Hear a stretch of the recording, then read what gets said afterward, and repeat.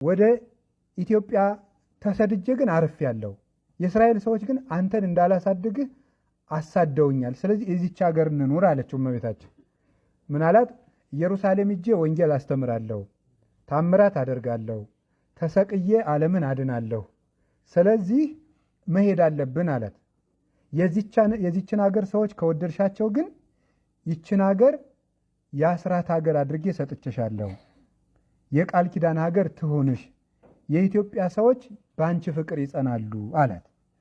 ከዚያ በኋላ ይህንን ቃል ኪዳን ተቀብላ እንግዲያስ እሺ ብላ አንቺም ለኢትዮጵያ ሰዎች እናቱኛቸው እነሱም ልጅ ይሁኑሽ ብሎ እመቤታችንን ለኢትዮጵያ ኢትዮጵያን ደግሞ ለእመቤታችን አድርጎ የሰጠበት ቦታ ላይ ነው ያላችሁት ማለት ነው።